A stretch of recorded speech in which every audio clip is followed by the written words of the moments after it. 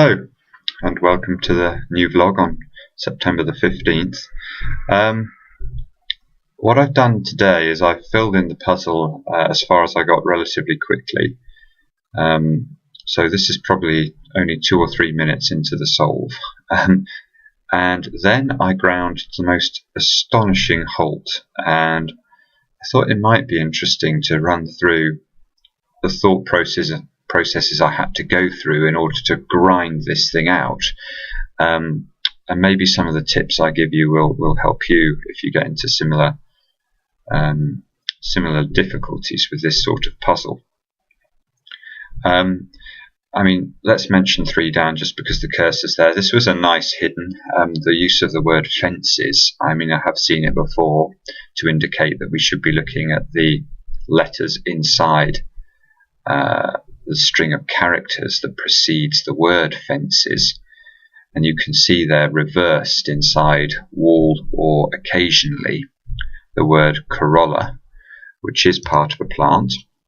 So that one I could have got more quickly, and I sort of blame myself for. Unemotional at 6 down.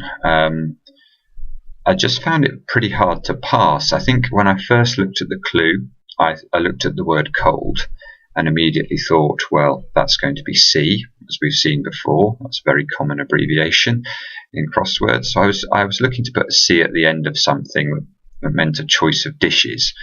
Got nowhere, of course, and then only when I returned to it did I realise that my thinking had been totally wrong. I needed a word for cold, and the choice of dishes turned was then going to be menu returned. So unemotional. I think I still managed to enter it with a typo, but anyway, that wasn't the hardest clue once I'd understood it. 10 across, milk one loved before turning red. Well, once you have the E there, this becomes a little bit easier, and I'll tell you why.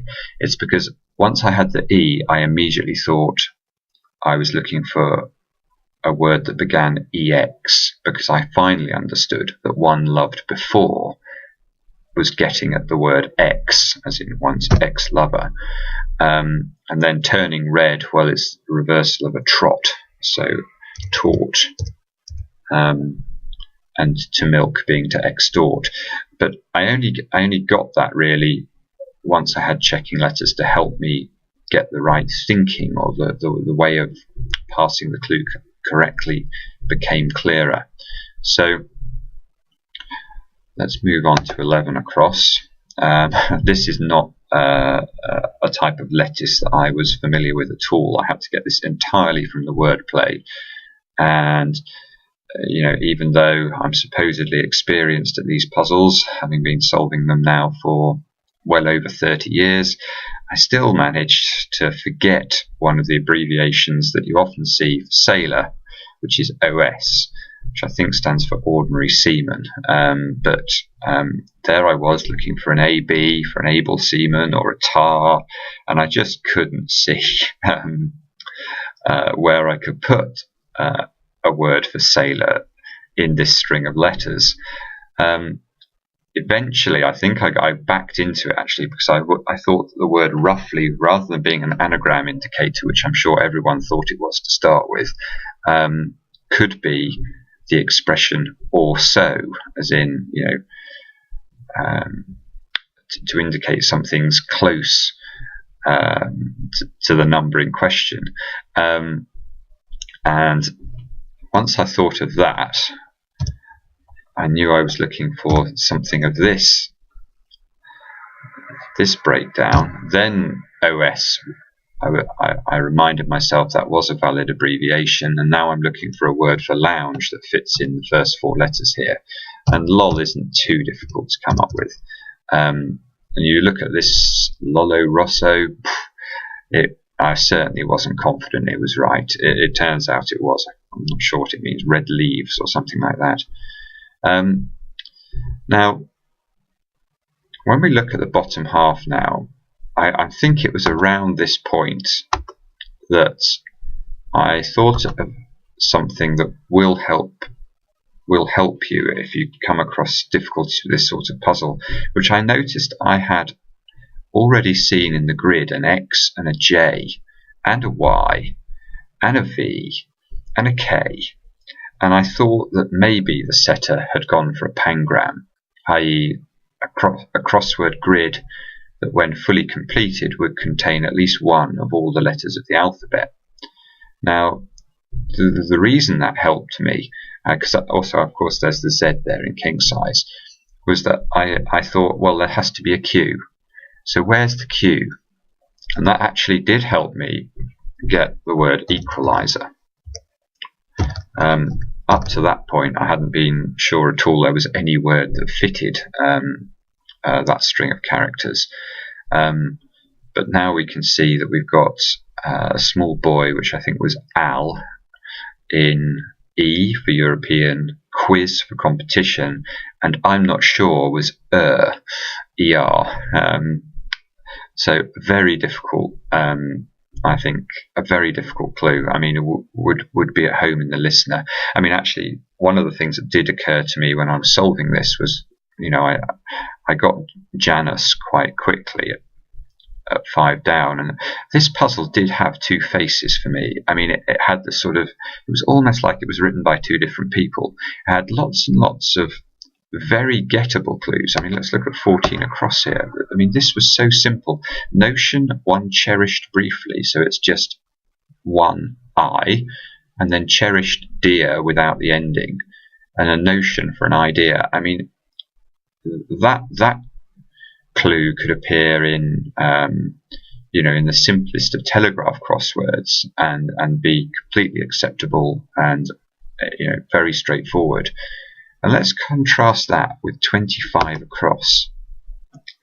For greeting, bow to each side. Well, it's a good surface, it reads well. But the correct way to pass this is that you were looking for a word that meant for.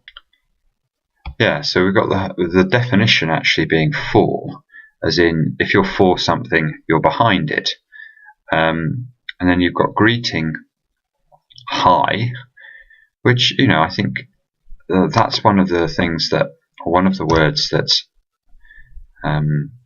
is that I was getting at the other day when we talked about trying to see or trying to break down clues and think of short synonyms for every word you see. Well, when you see the word greeting, hi is very common. You know, because what other words are there that are crosswordy or useful in crosswords? You know, there's ciao. No, don't think so. Not unless that was actually the whole answers to the clue. Hello is too long. Aloha, again, it's more of an answer than a bit of an answer. So hi is very likely. But even once you think of hi, because you're not thinking that the definition is for, you're thinking, you just don't see that you need to put bend around the edge. So I thought that was a really difficult clue. Totally fair and very good, but very difficult, and certainly wouldn't be out of place in a listener crossword. Let's have a look at 24 down, which again I was quite surprised at when I saw it. I'm fortunate, I guess, in that I know that a fakir is an ascetic.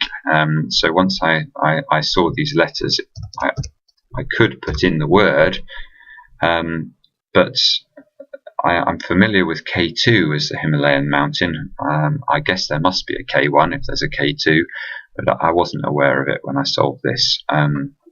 So well done to anyone who just wrote that in and thought it was uncontroversial and simple. The other clue I had a hell of a lot of difficulty with is 20 down. Family firm providing work in printing house. The reason I had a difficulty with it was, again, perhaps crossword experience holding me up, in that when I see the word work, I want to put in OP, which is an abbreviation for opus, and is very common in crosswords. And here I either wanted to put OP or I just wanted to put opus in the middle, because if you read the clue, it looks like that's what it's requiring you to do, to put a word for work in a printing house or an abbreviation for a printing house. I wasn't actually sure whether PH might be an abbreviation for printing house, and come up with something that might mean a family or a family firm. So I stared looking at this for minutes, and of course I didn't get anywhere, because what you are actually being asked to do is to realise that work in printing house is the definition, and you need to come up with typeset, just being family for type and set for firm. So, another, I think, a fairly difficult clue there. Weak woman's sobbing has moved heart was a nice clue. And one of the reasons it's nice is something I alluded to again earlier this week when we looked at that amazing puzzle. I can't remember whether it was Tuesday or Wednesday, where the setter had sort of deliberately used very natural phrases to obscure what the correct definition was. And here, when you see weak woman or weak women, that is quite a natural phrase, and I thought that might be the definition. In fact, we just need a word for weak here. Women was the abbreviation W, and then we needed to come up with the word teary for sobbing, and move the middle A to come up with watery for weak. So a beautiful clue, and quite misleading. Something in the middle to cling to, tough. Perhaps not that difficult once you've got the beginning T, because something in the middle, you can then appreciate that's probably is the T in the middle of something. And then to cling to for hug, that's okay. And tough being a word for a thug.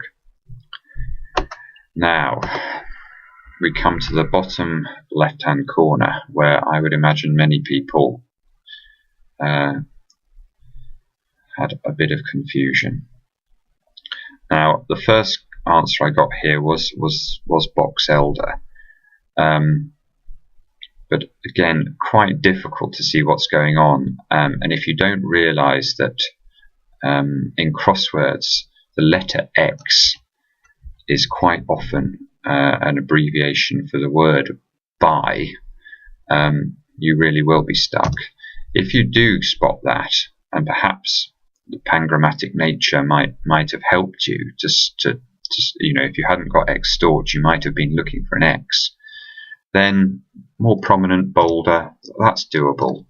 And coming up with the tree as a, that clearly looked like it was a type of elder, and how many types of elder there are with three-letter beginnings, I'm not sure.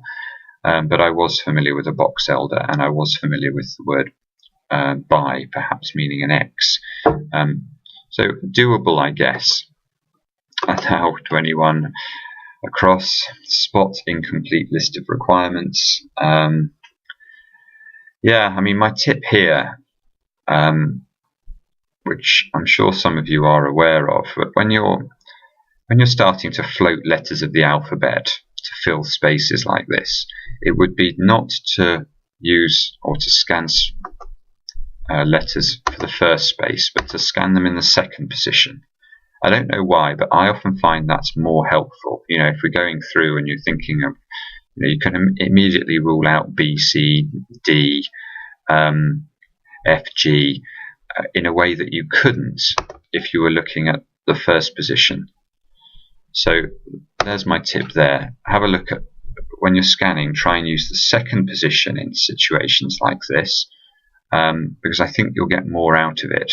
And eventually you probably will come up with the fact that spec being a spec with a K without the end K, and the list of requirements being a spec, is the answer there. And then you're left with this. And even if you have all the letters, you could stare at this for quite some time, as I did, and really wonder what was going on. I mean, I was absolutely convinced this was the name of an Italian sleuth that I just, I didn't know. So then I was looking for leading man out of Whitechapel. And I could see I wanted to put hero in somehow. But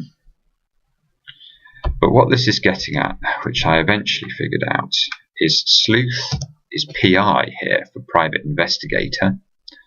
And then leading man is hero, but out of Whitechapel is saying I need to, cockneyfy this. I need to drop that H. And if I drop the H, I get Piero. It says I finished it. That's good. And Piero is just the name of an Italian. That's that's all that was getting at there. So very, very tough finish, and certainly a puzzle that had two faces. We've gone into quite a lot of detail today on some of these more difficult clues. I hope that's helpful. But they were difficult, so if you struggled with them, do feel no embarrassment about that. Not easy. And we'll see you again tomorrow. I'm not sure whether we'll do a Sudoku, a killer Sudoku, or even a train tracks. Who knows? But we'll do something. And we'll see you then.